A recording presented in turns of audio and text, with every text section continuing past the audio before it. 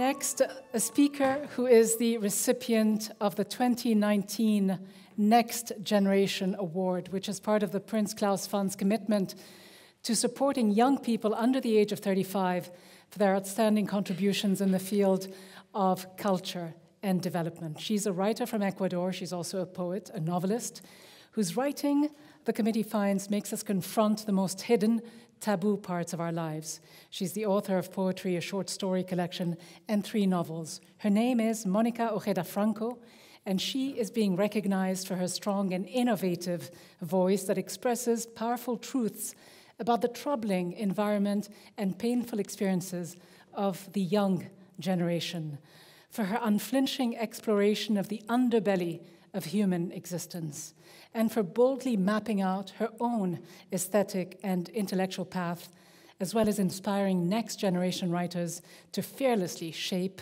the literary world. Please welcome Mónica Ojeda Franco.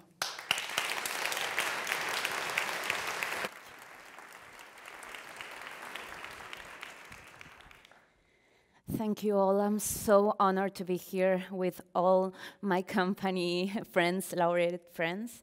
I will like to read you an extract from my last novel, Mandíbula, Jovon, and it's the beginning of the novel, actually.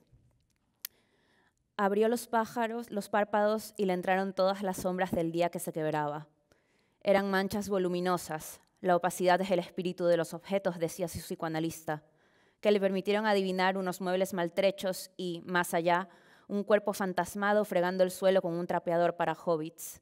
Mierda, escupió sobre la madera contra la que se aplastaba el lado más feo de su cara de Twiggy Face of 1966. Aunque no podía verse, sabía la forma exacta en la que yacía su cuerpo y la poco gracia y la expresión que debía tener en ese brevísimo instante de lucidez. Aquella completa conciencia de su imagen le dio una falsa sensación de control, pero no la tranquilizó del todo porque, lamentablemente, el autoconocimiento no hacía a nadie una Wonder Woman, que era lo que ella necesitaba hacer para soltarse de las cuerdas que le ataban las manos y las piernas, igual que a las actrices más glamurosas en sus thrillers favoritos. Según Hollywood, el 90% de los secuestros terminan bien, pensó sorprendida de que su mente no asumiera una actitud más seria en un momento así. Estoy atada. Qué increíble sonaba esa declaración en su cabeza. Hasta entonces, estar atada había sido una metáfora sin esqueleto. Estoy atada de manos, solía decir su madre con las manos libres. En cambio ahora, gracias al espacio desconocido y el dolor en sus extremidades, estaba segura de que le estaba ocurriendo algo muy malo. Algo similar a lo que le ocurría a la gente en las películas que a veces miraba para escuchar mientras se acariciaba una voz como la de Johnny Depp diciendo: "With this candle, I will light your way into the darkness." Thank you.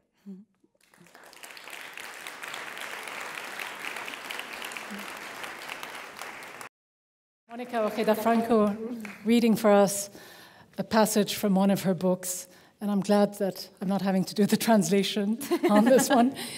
Mónica, what attracts you as a writer, as a poet, to some of these painful, controversial topics that you tend to write about? I think I'm attracted to how words can make us less cruel and make us more empathetic, you know? I think words are capable of revealing our depths, the depths that make what makes us human, our preoccupations, our worries, but also our abilities the ability that we all have to harm others. So in that way, we are capable of seeing ourselves in a very clear way, maybe in a dark way also, but in a way where we could actually recognize what is that we can do to other people. And one of the issues that were highlighted actually by the committee is the fact that you never shy away from taking on some of the more familiar, personal structures within society, taboo issues and topics. What has been the most painful one for you to broach, and what kind of reaction have you gotten? For sure, it was the topic that I brought up with my novel Nefando. It was about child abuse. So it was really hard, actually, because at the same time I was writing this, in my country, there were getting out many cases of child abuse in schools and in in so many other places, public spaces also. And when I published this novel, many people were actually like supportive with me, but there were also people who thought that I shouldn't be talking about this because it was so horrible that it shouldn't be talked about. Mm-hmm. So, but I don't think that. I think that the horrible stuff, we have to talk about it, and we shouldn't be silent about it. You shouldn't be silent, and you're one of the young people who were fortunate enough to persevere against all odds and be recognized for not remaining silent. What about the young generation of women writers around you, maybe even younger men, but mostly women writers around you who do face similar challenging environments in which it is difficult to speak out? What do you say to them? I will say that to them to keep writing. I'm very proud about the women in Ecuador that are now writing, because they're writing with very much bravery about hard topics, about topics that are not supposed to be talked about, unless if you're a woman. And they don't care about that. They don't care about the consequences, and some of them, they have to face consequences, public consequences. But they are brave, and I think that's what makes their writing so strong. And I imagine when you write, you do not write with an eye on any kind of award that you might be getting down the line. But what does it mean for you to win this type of recognition at such a young age?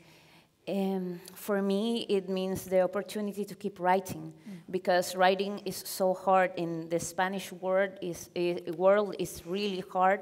You can live with your writing. I'm a teacher. I live because I teach, but I don't live because of, my books don't give me the money to keep writing or to pay my rent. So this kind of awards means everything. Means that I can still keep writing, and also keep being brave.